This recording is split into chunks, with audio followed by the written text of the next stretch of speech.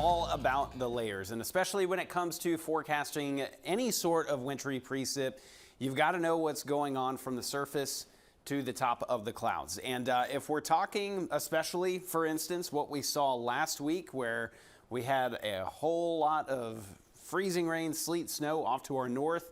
We just had rain here in the Brazos Valley. It was cold, but it wasn't cold enough, especially in the lower levels of the atmosphere. There was likely snow in those clouds, but it melted before it got to the ground.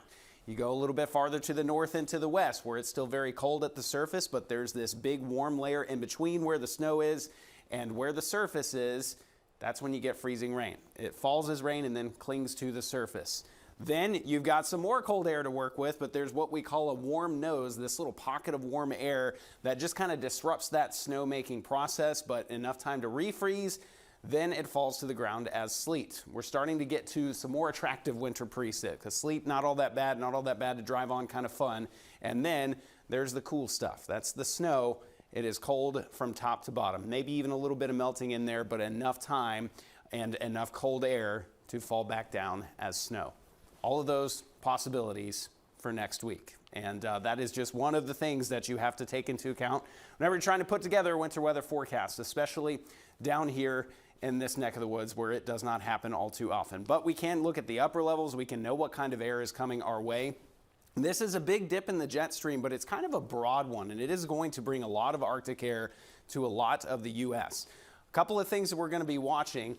Any little lobe of low pressure, just essentially little pieces of energy that break off of this main circulation of the jet, that will either bring us a second push of cold air and maybe even another round of some upper level energy that allows moisture to go up into the atmosphere and then eventually fall down. The moisture support, is that going to be there? All of these different ingredients have to come together for us to get snow. Some models are saying absolutely we are going to do that. And some others, even as of just a few minutes ago, are saying absolutely not, we're not going to. But maybe some rain later in the week.